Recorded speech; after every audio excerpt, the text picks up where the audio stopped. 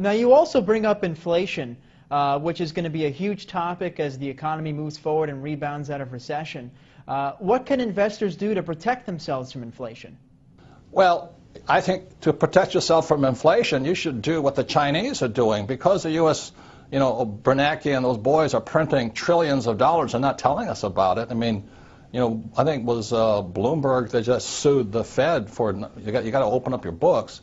They're printing all of this money. You should do what the Chinese are doing. The Chinese are buying commodities. They're buying copper, oil, gold, silver, land. They just did that huge Canadian tar sands deal up in Canada.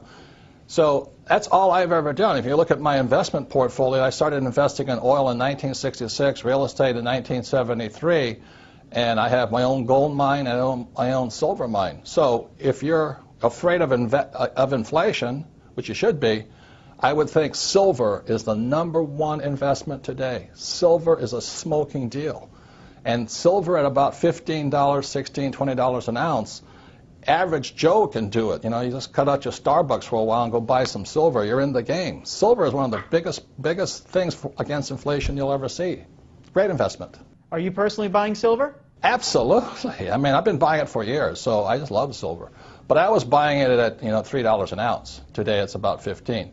The reason I like silver is this. #1, gold is hoarded. It's just stuffed away. It has no value to it. Silver is an industrial commodity. It means it's used in cell phones, cameras, computers. It's used everywhere. So that means today what's really interesting is that there is more gold on planet Earth than silver. It is fantastic. And back when, 1 year ago, I think silver was 50 times less expensive than gold. In other words, for 1 ounce of gold, I could buy 50 ounces of silver. Today, 1 ounce of gold will buy 70 ounces of silver, which means silver is a bargain today. Now, with all the government expansion, inflation looming, taxes running higher, would you say Obama's running the country like a rich dad or a poor dad? Obama? The guys who run the country, I write about this in a book called Conspiracy of the Rich. The people that run the country are Goldman Sachs. Come on, give me a break. And the guys that control Goldman Sachs. It's run by the international banking cartels of the world. The Federal Reserve Bank is not a bank. It is owned by the richest European and some Saudi money in the world. And the Federal Reserve Bank is the one that has caused this crisis. The Federal Reserve Bank was created in 1913. In 1944, there was a Bretton Woods Agreement. 1971, Nixon took the world off the gold standard. And after that, the Federal Reserve Bank controlled the world. And they could flood the world with fiat money. I mean, currency, that's paper. That's all it is.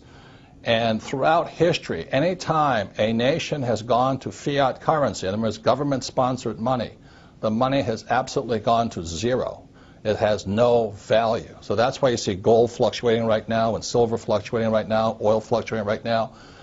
It's because the world, the smart money knows the U.S. dollar is trash. I don't think Obama can do anything because he doesn't control the world. Goldman Sachs does. Robert Kiyosaki, best-selling author, investor, motivational speaker, and inventor, author of the upcoming book, Conspiracy of the Rich. Robert, thank you so much for coming on the program today. Thank you. This has been an interesting experience. Thank you.